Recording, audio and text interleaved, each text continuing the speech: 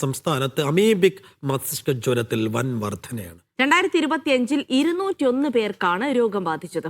2024 ആകെ രോഗബാധിതരായത് 39 പേർ മാത്രമായിരുന്നു. 2024 162 പേർക്കാണ് കഴിഞ്ഞ വർഷം രോഗം ബാധിച്ചതും.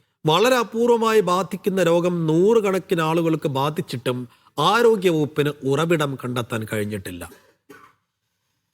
സനിസ ശോഭാചന്ദ്രൻ തിരുവനന്തപുരത്ത് നിന്ന് വിവരങ്ങൾ നൽകും. സനിസ, വലിയ ആശങ്ക ഉണർത്തിക്കൊണ്ട് തന്നെയാണ് ഓരോ അമീബിക് കേസുകളും റിപ്പോർട്ട് ചെയ്യുന്ന സമയത്ത് ഉണ്ടായിരുന്നത്. പക്ഷേ അപ്പോഴും ഏറ്റവും പേടിപ്പെടുത്തുന്നത് ഇതുവരെ അതിന്റെ ഒരു ഉറവിടം കണ്ടെത്താൻ കഴിഞ്ഞിട്ടില്ല. ഓരോ വർഷവും മരണസംഖ്യ, രോഗം ബാധിക്കുന്ന ആളുകളുടെ എണ്ണം കൂടിക്കൂടി വരുമ്പോഴും ഉറവിടം കണ്ടെത്താൻ കഴിയാത്തത് ആരോഗ്യവകുപ്പിന് വലിയ വെല്ലുവിളിയാണ്. ഇതിനെ എങ്ങനെ നേരിടാനാണ് ഇനി ആരോഗ്യവകുപ്പിന്റെ നീക്കം? പുറത്തുവരുന്ന കണക്കുകൾ എന്തു പറയും?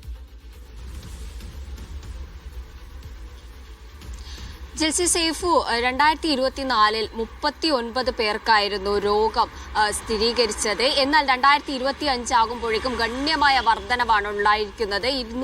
201 പേർക്കാണ് രോഗബാധിത സ്ഥിരീകരിച്ചത്. ഇത്തരത്തിൽ മരണനിരക്കിലും വലിയ ഗണ്യമായ വർധനവാണ് ഉണ്ടായിട്ടുള്ളത്.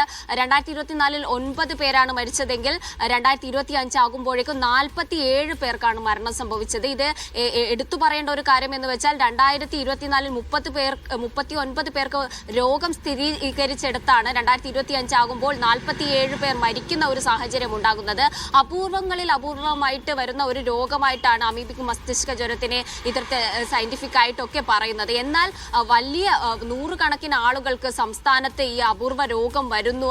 അതിൽ 47 പേരടക്കം മരണപ്പെടുന്ന ഒരു സാഹചര്യമാണ് സംസ്ഥാനത്ത് നിലവിലുള്ളത് എന്നത് വളരെ ആശങ്ക പടർത്തുന്ന ഒരു കാര്യമാണ്. കൂടാതെ തന്നെ ആദ്യഘട്ടത്തിൽ ഈ മലിനജലത്തിലൂടെയാണ് ഈ അമീബിക് മസ്തിഷ്ക ജ്വരം വരുന്നത് എന്നൊരു നിഗമനത്തിലായിരുന്നു ആരോഗ്യ വകുപ്പ് എത്തിയത്. എന്നാൽ പിന്നീട് കിണറിലുള്ള വെള്ളത്തിൽ നിന്നും അതുപോലെ തന്നെ ഷവറിൽ നിന്നുള്ള വെള്ളത്തിൽ നിന്നടക്കം രോഗം ബാധിച്ച ഒരു സ്ഥിതിഗതി സംസ്ഥാനത്തുണ്ടായപ്പോഴാണ് ഇതിന്റെ ഉറവിടം കണ്ടെത്താനാവാത്ത ഒരു അവസ്ഥയിലേക്ക് എത്തുന്നത്. കൂടാതെ തന്നെ ചെന്നൈ ആരോഗ്യ വകുപ്പും സംസ്ഥാന ആരോഗ്യ വകുപ്പും ചെന്നൈ ICMR ഇൻസ്റ്റിറ്റ്യൂട്ട് ഓഫ് എപ്പിഡെമിയോളജിയിലെ വിദഗ്ധർ ഫീൽഡ് തല പഠനം നടത്തിയിരുന്നു. കോഴിക്കോട് അതുപോലെ കൊല്ലം, തിരുവനന്തപുരം ജില്ലകളിലൊക്കെ ഫീൽഡ് തല പഠനം നടത്തിയിരുന്നു. എന്നിട്ടൊന്നും എങ്ങനെയാണ് ഈ രോഗം ബാധിക്കുന്നത്, അതിന്റെ ഉറവിടം കണ്ടെത്താനായിട്ടില്ല. വലിയ രീതിയിൽ ആശങ്ക പടർത്തി ഈ വരും വർഷവും ഈ 2026 ഗണ്യമായ രീതിയിൽ ഈ രോഗം ബാധിക്കുമോ, പടരുമോ എന്ന ഒരു ആശങ്കയിൽ തന്നെ തുടരുകയാണ് ജെൽസി സേഫു.